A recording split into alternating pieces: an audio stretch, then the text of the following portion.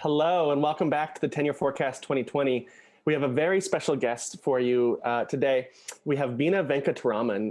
Beena works at the intersection of social progress and environmental change. She is the author of the Optimist Telescope, which is what she's going to be sharing with us today. She's also the editorial page editor from the Boston Globe. We're really grateful to have Beena with us today. And so Beena, I'm going to kick it over to you to start us off. Thank you so much, Dylan. It's such a pleasure to be talking with you all. I wish we were under one roof and sharing all of the good things that happen when brilliant and creative minds come together in space. But I hope we can at least connect in some form today. And I'll be sharing with you some of the ideas that I think are the most important and sort of vital ideas for our time. And that's a way of, I guess, sharing a piece of me, even though we're not in the same space.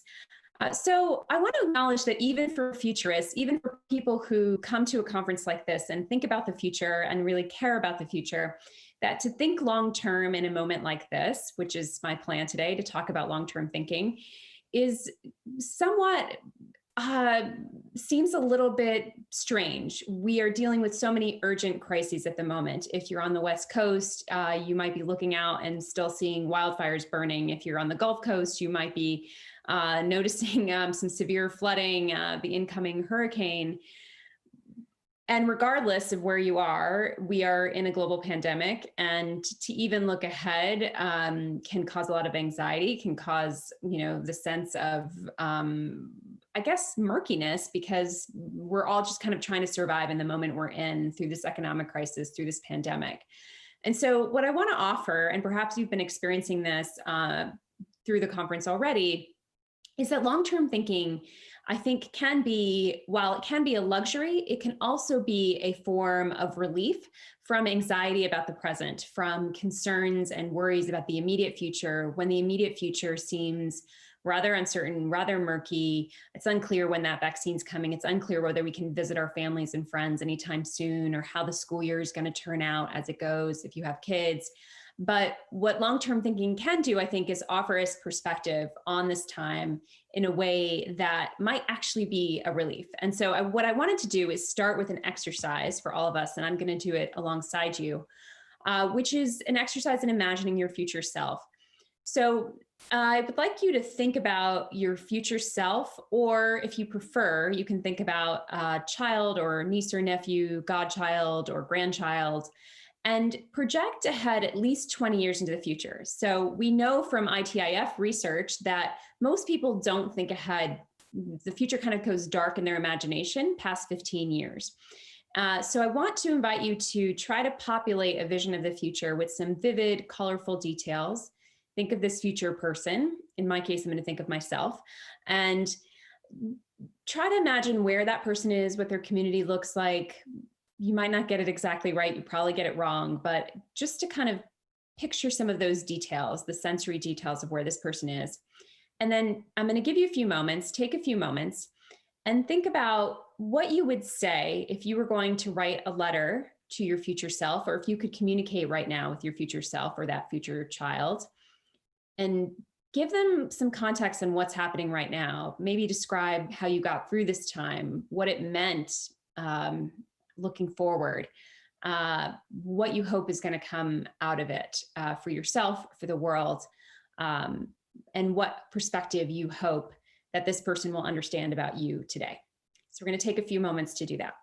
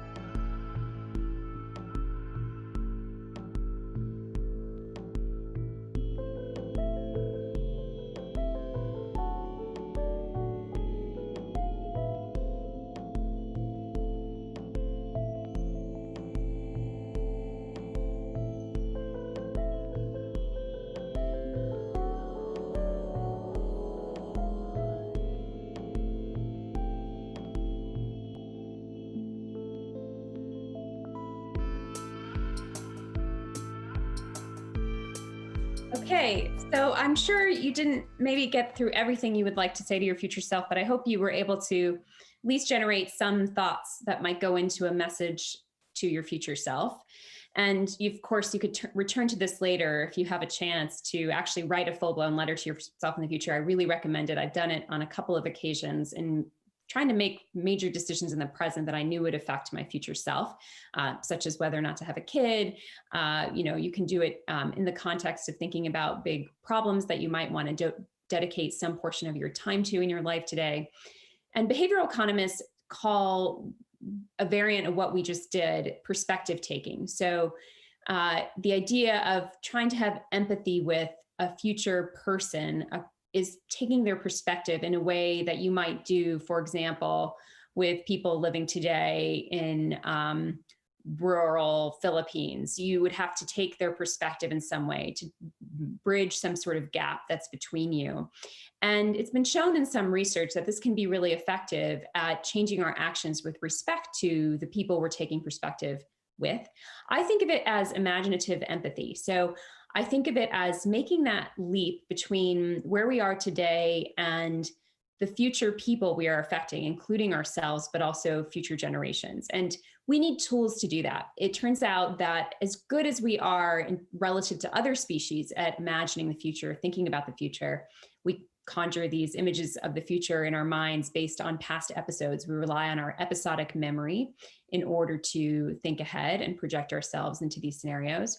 We're not terribly good at it relative to the challenges we face and the need we have to think about the future. So we're living longer than ever before. We're affecting the planet in ways that will reverberate for centuries today. I don't need to tell you all that the decisions we make today have an impact on the future, because we've just seen that play out in terms of a global pandemic. The decisions that were made and not made a few years ago have put us in this place. The decisions made and not made a few months ago have put us where we are. So how do we get better at this idea of imagining the future, of making that leap? Well, it's difficult because in the present, the things we need and want in the present get reinforced by our senses. So we can smell that donut on the counter. We can see the thing that we want to buy now as opposed to saving later. We can crave all those things we want in the present, and they're visceral for us. So we need to actually bring the future not just into our imaginations, but more vividly into our senses, make it more visceral. And so that exercise of writing a letter, picturing that future person, populating the future with some details is just one of the methods that can be used to do that. I'm trying to scroll ahead. There we go. This is a behavioral economist named Tricia Shrum, who I met in the process of writing and researching my book, The Optimist Telescope, which Dylan mentioned.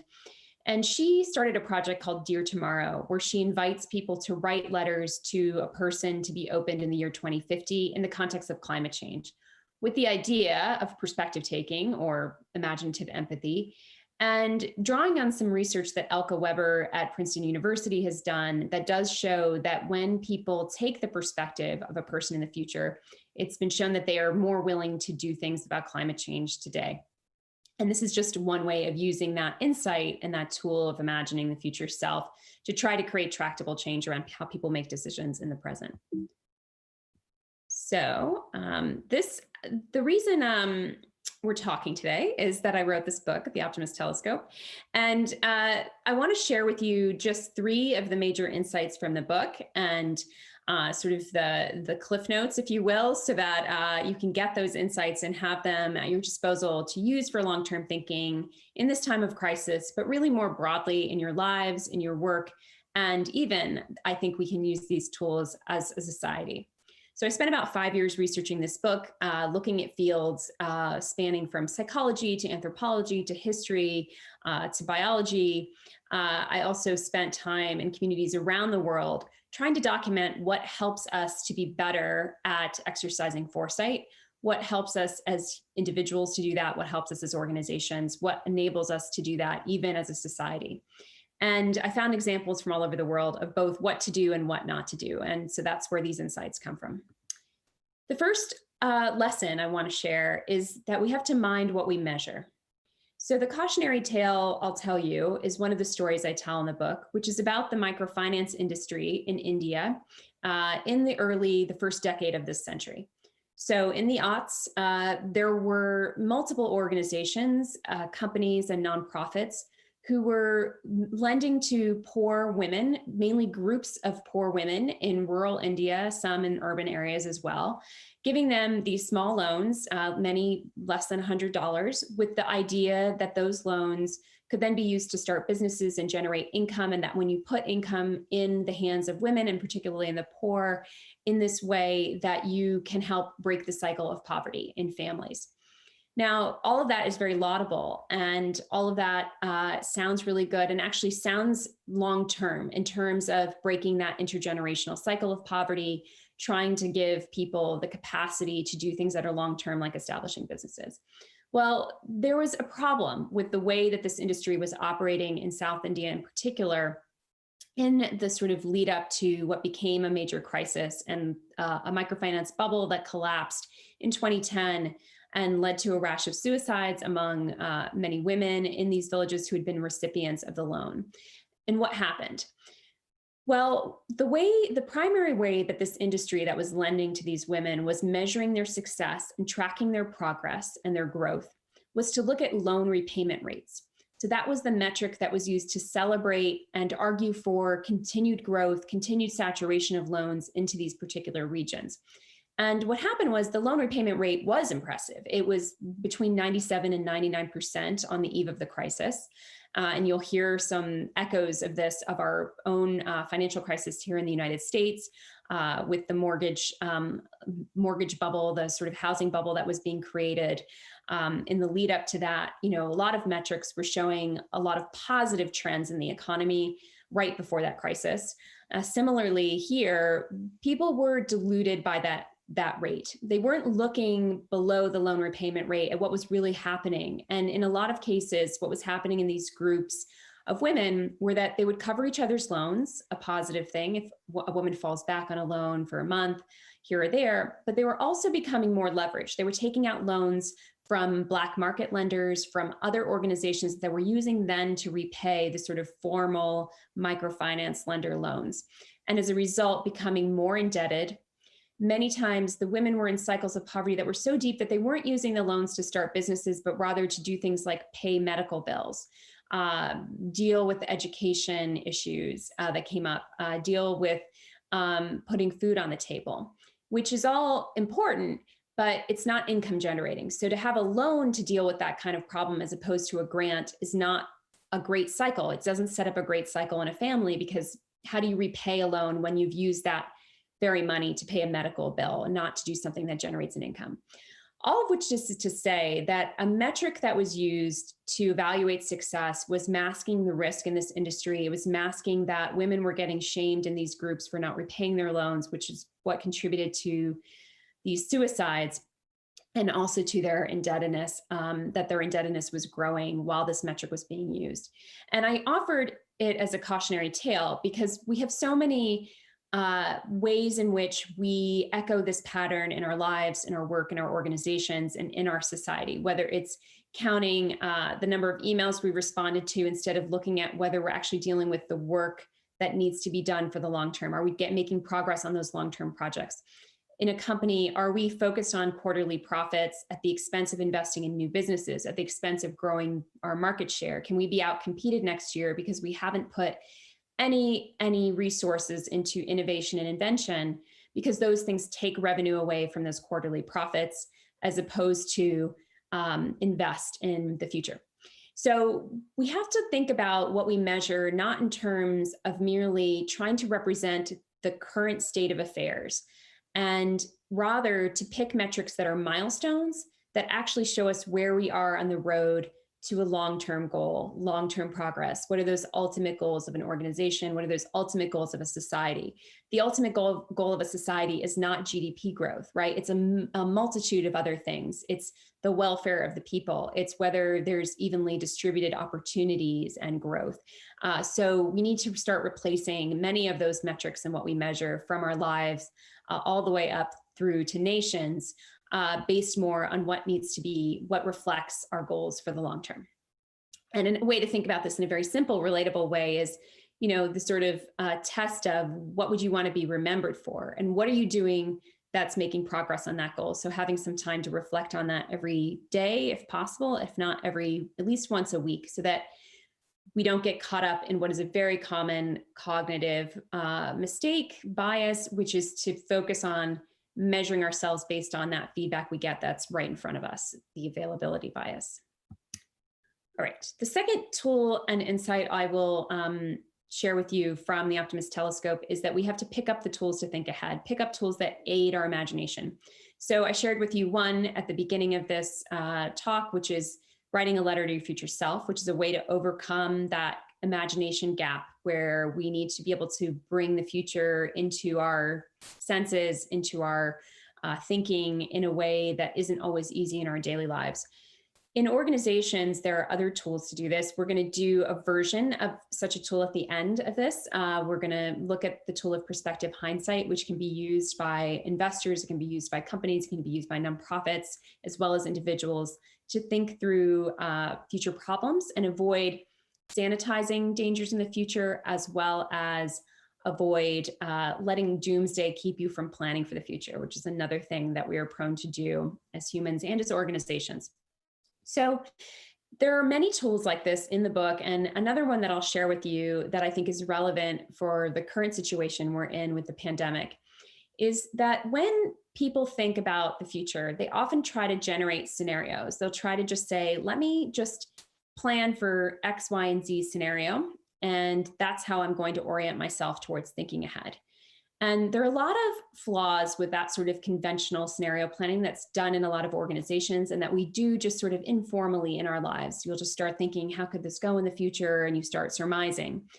And that includes what I just alluded to, which is that if you're a person who tends to believe that things will turn out okay, if you tend to be an optimist, which I am, you might sort of discount and not plan for scenarios that you don't want to happen. This happens a lot, and we see this a lot in evidence of how people respond to hurricane forecasts. They will, if they've not experienced a hurricane in their recent memory, if no one they know has experienced one, they'll tend to kind of think, I'm going to be okay. Maybe I don't need to evacuate. Maybe I don't need to do anything.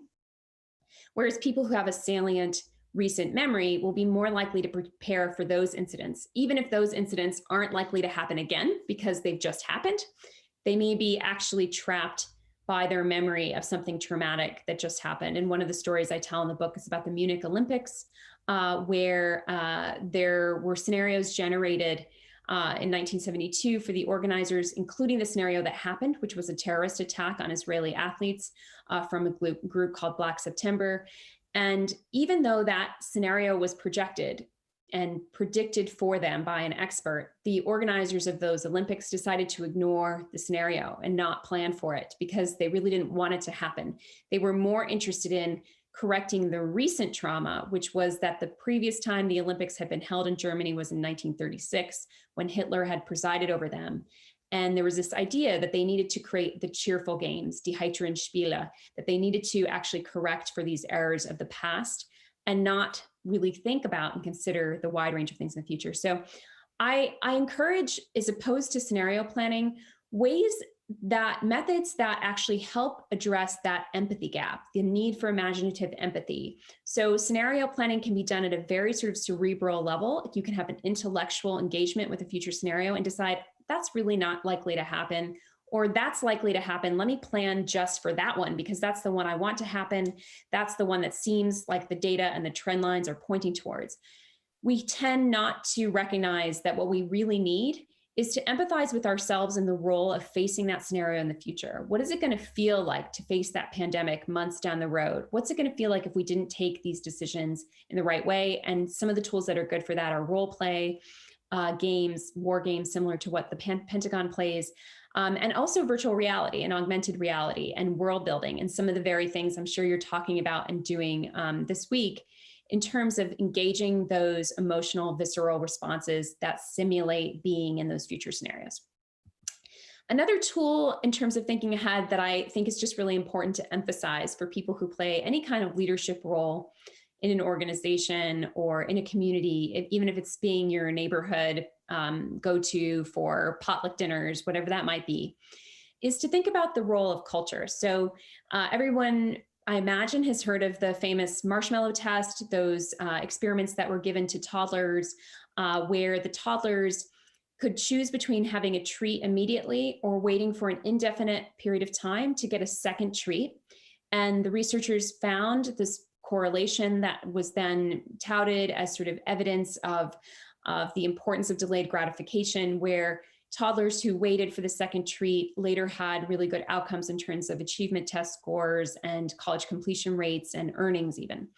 Now, the problem with that massive correlation between, in that original study first done in the 60s by Walter Mischel at Stanford, is that there have been studies that have very much complicated that picture, that show us something really different and much more hopeful, much more within our control than the narrative that has been told, which is that there are some people that are good at thinking ahead and some people that are rotten at it and will just eat that first marshmallow and are doomed.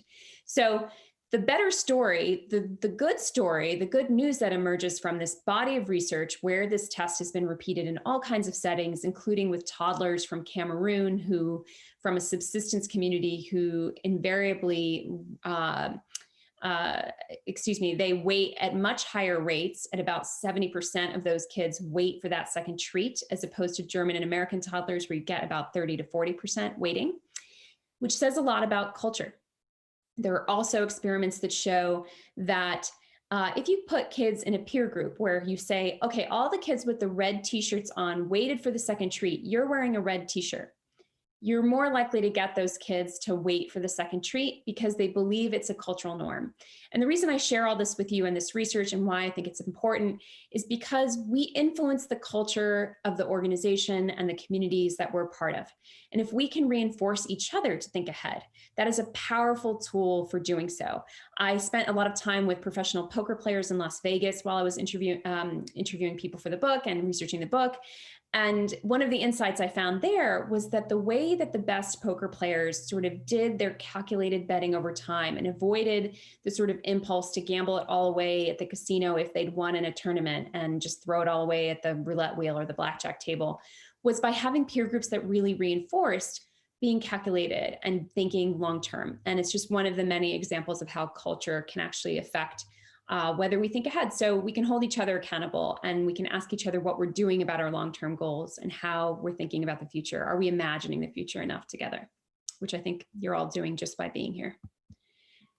The third insight and sort of piece of advice I have in order to bring long-term thinking into your life, into your work, into society in a time of crisis is to commit to a shared heirloom. So we are so often in our lives, in our work, in our culture, in our politics, in the society that we're living in today, really pressed to be able to imagine future generations and do right by future generations. That's why we've had such trouble when it comes to working on the climate crisis, for example. And part of the challenge we're facing is one that Alvin Toffler identified back in 1969 and 1970 when he wrote his book, Future Shock, which is that it's very difficult, it's very disoriented with the pace of technological change and cultural and political change, for that matter, that we're living through. We're living in a time of extraordinary upheaval now, perhaps even more so than in 1970.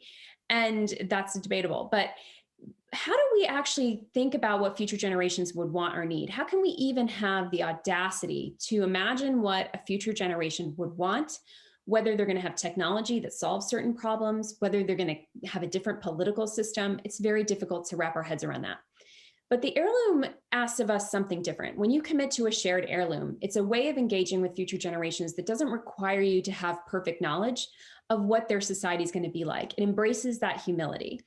And let me tell you a little bit about why this idea came to me. This is an artist's rendering of me with an instrument that I inherited from my great-grandfather called a dilruba. My great-grandfather was an art and music critic in South India in the early 20th century. And this instrument, when I received it, was a sort of aha moment for me in my life and my career, in that I got this instrument from an ancestor I'd never known. My great-grandfather had died before I was born. And it was this magical, beautiful instrument that through playing it, I felt some connection to the past. I felt some through line from the past, but I also suddenly started to think of myself not just as a descendant, but in my mid-30s started to think of myself as an ancestor myself.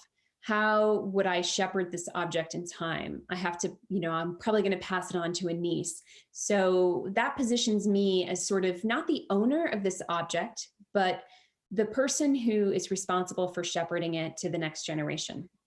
And that's what makes an heirloom, right? That we each play a role with it in time, but it actually belongs to time itself. It doesn't belong to any one of us. So that happens in families a lot. Maybe some of you have antique instruments. Maybe some of you have furniture or jewelry or Declarations of Independence copies. I don't know what your heirlooms might be. In some families, it's just certain traditions, certain dishes you make around the holidays. Well, I think it's important to think about this, not just from the perspective of an individual family, but extrapolating out the heirloom idea to our society, to our communities, even to industries that we're in part of. And here's an example of an industry and community shared heirloom. I spent some time on the western reaches of Baja California Sur in Mexico, where a group of 8 different communities have banded together their fishermen across those communities to protect their lobster fishery like a shared heirloom. So they carefully measure the catch so they don't take the breeding stock out of the fishery.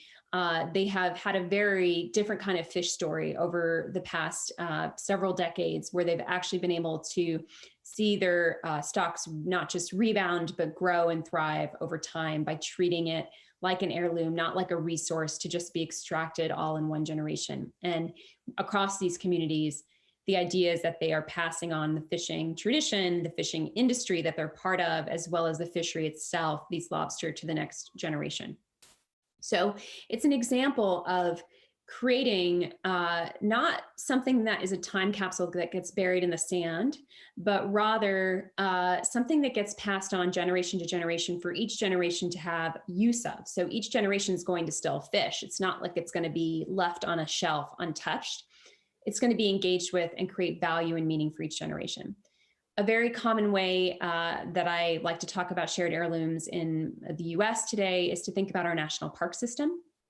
So if you think about the fact that we created this shared heirloom, it was created in our country, decades ago, but it's been used in each generation. So each generation goes to the national parks, creates its own experiences and meaning with the national parks. So in addition to having governance, a legal sort of status of being protected as an heirloom, in addition to having resources, taxpayer money that keeps that going, it has engagement by each generation. And that's what makes it an heirloom. And that means that you don't have to know what future generations look like, what kind of technology they carry or wear or have embedded into them, in order to know that you're passing this on, you're protecting this, knowing that it mattered to people in the past and that it will likely matter to people in the future, but you're giving each generation the opportunity to engage with it in a new way.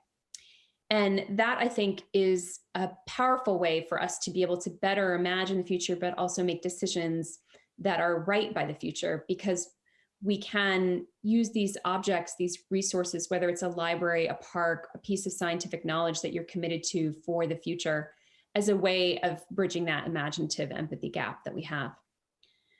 Okay, so I am going to take us to the longer exercise now, and then after that, we'll have a chance for questions. I'm happy to answer questions, but you can also, just share what you get from this exercise and how it works for you. I'm going to walk through it and explain what it is before I go silent, and I'll do it alongside you. And then, after that, we'll come back together. So this exercise, I sort of mentioned it earlier when I was talking about picking up the tools for thinking ahead. This is one of those tools. It can be done on an individual basis, but it can also be done within groups and organizations. And I think it can actually even be more effective when done with diverse groups of people who bring different kinds of experiences, different kinds of past histories to be able to generate ideas. So the way you start this is you should think of a project, event, or goal you have for the future. Something you'd like to do, something you hope will happen, something you're working towards. And your normal way of planning for this, if depending what tools you have, but for most people, the normal way of planning for this future event is probably to start thinking about it and thinking about what you need and how you set it up, what's this component? What's that component? How are we going to launch it? What are the announcements? Who are the people? But I'm asking you for a moment to kind of suspend that way of thinking about it. Think about it in a new way. So the second step is to imagine that it has already happened. So I'll give you a very cursory way of thinking about this. If you're thinking about having a dinner party, which I know is a hard thing to do during a pandemic, but suppose you're thinking of having a dinner party. This could be, by the way, a launch of a major partnership at work, or the completion of some sort of project. It could be starting a new research project. But I'm just going to choose dinner party because it's easy and it's something I fantasize about doing because I haven't been able to do it in a while. So if you are an optimist, if you're feeling optimistic today, like the kind of person who thinks everything's going to turn out okay, I want you to imagine that it's gone poorly. So imagine the dinner party was a horrible disaster. And think about all the ways it's a disaster. Kind of populate your mind with some details. Imagine the scenario. What does it look like? Are people fighting? Is the food a mess? Is it raining? Just figure that out. And if you are the kind of person who, at least lately, has been focused on the negative scenarios, thinking about what all could go wrong, constantly thinking about sort of the doomsday and sort of the things that in our future might not be so rosy, I'd like you to instead think of this event having gone very well. So imagine it's already happened and the dinner party was a fantastic success.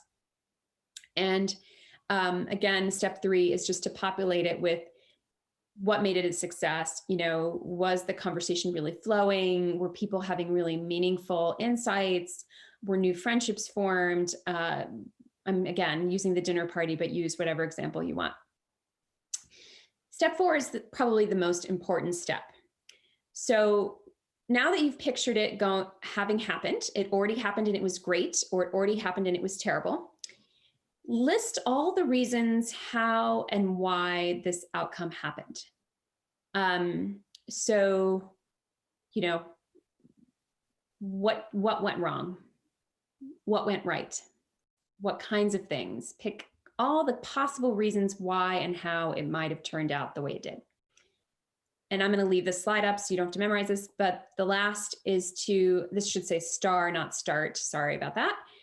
Put a star after you've listed all the reasons how and why you can think of. Put a star next to those over which you have influence and agency.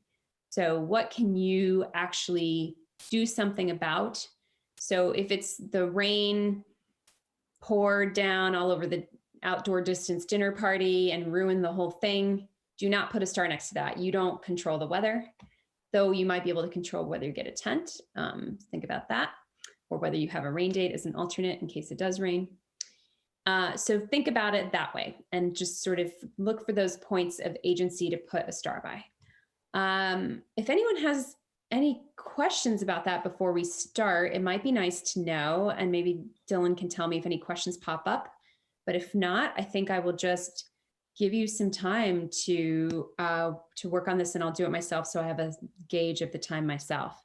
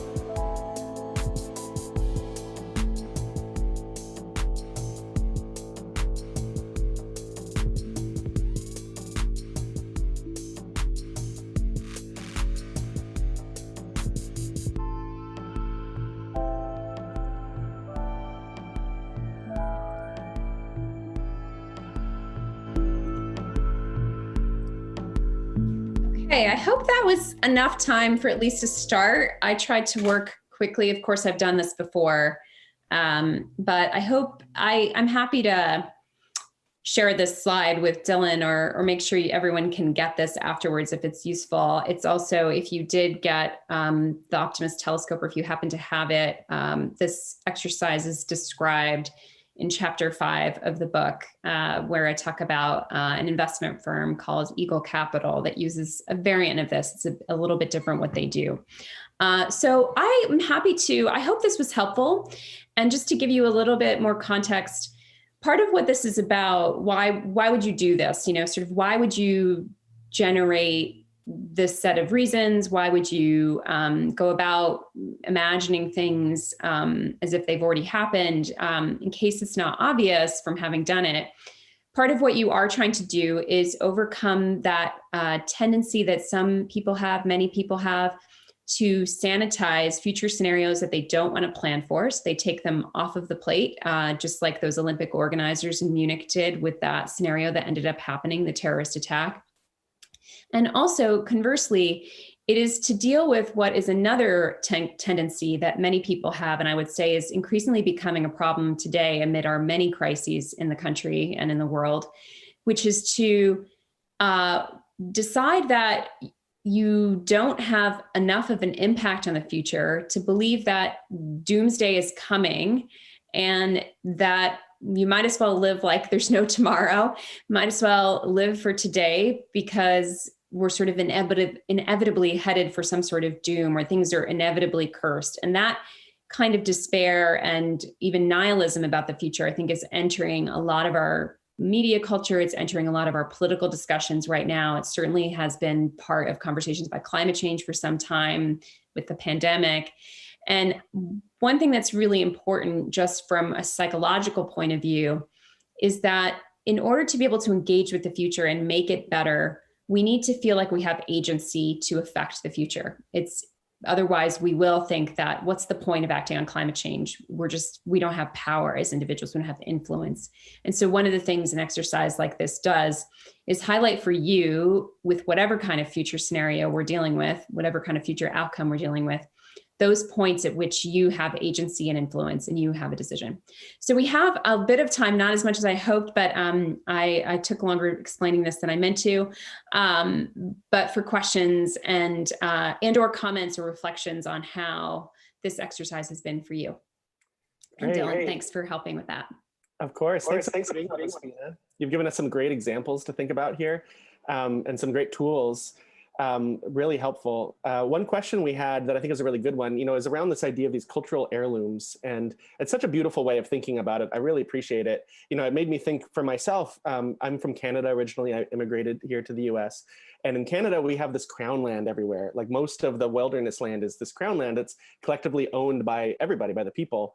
And it's this shared resource that people can camp on, you can use it. And so it kind of represents this thing that we all own together, that we have, that will last into the future. And so stewardship is a big part of that. We have a lot of people in our audience who are working in strategic foresight in organizations. And so there's a question about, are there, organizations, as you alluded to, really struggle with fighting against these short-term incentives that are driving quarterly profits. People are switching positions fairly often. So how do we expand what our executive director, Marina Gorbis, calls the sort of temporal bandwidth, right? This ability for, are there any kind of cultural heirlooms that organizations might have that could be, sort of a grounding point for extending how they think about the future?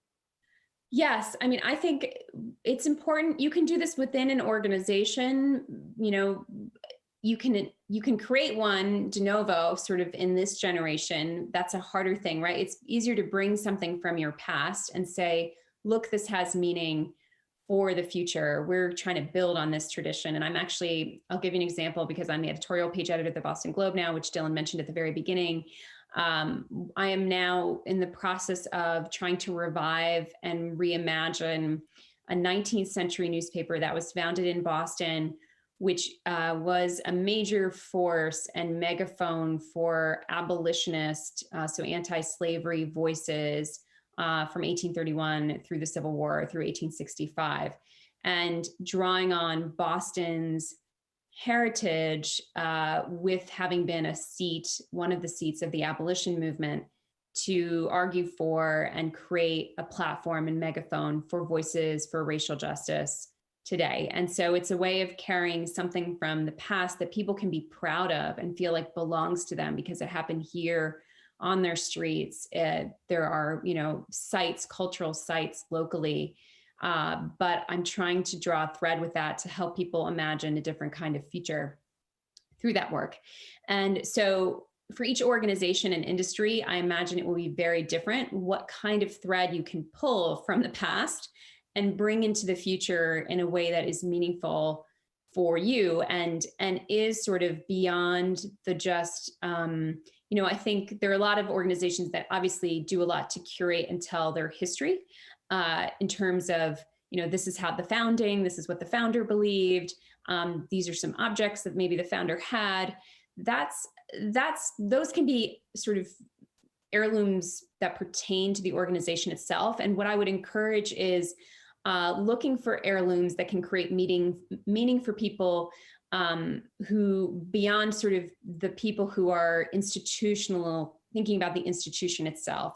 So whatever the value is that the organization creates in a community for either its shareholders or its clients and customers, think as holistically as you can about the people affected by the organization. That might also include neighbors, wherever the organization has its geographic headquarters and also branches or sites.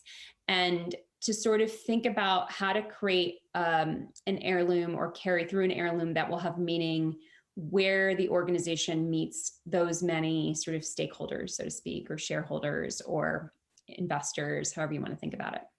Yeah, that's great. Thank you.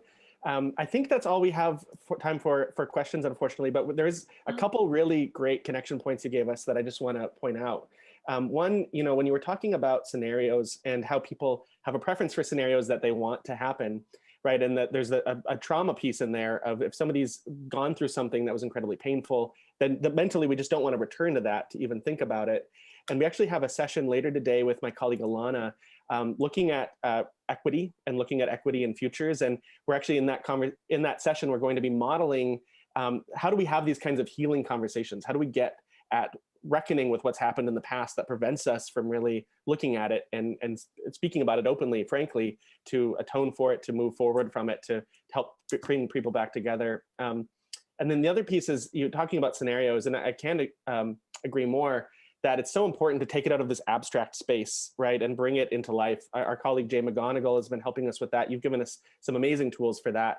We also have these scenarios that we're showing today that are very human-centered. And in just a moment for our audience, we're going to be showing another one of these scenarios, and you're actually going to see how much we really try to focus on how does this affect the people living in this world? How do we create scenarios that help you to empathize with the people that are going through this so that it's more sort of specific, that it has those elements in it that you talked about that help us make it real for us, right? And so I just wanted to set that up as well. And just thank you again so much for joining us, Bina. This is such useful material and tools, and we're really grateful to have you. Thank you. It's been such a pleasure, and I hope to meet you all in person someday. Excellent. All right. And with that, we're going to go to this scenario video in just a moment. And then please join us in 10 minutes. We're going to be looking at how do we make foresight urgent in our organizations. Also hyper relevant to this conversation. My colleague Vanessa will be leading that. So join us in just a moment.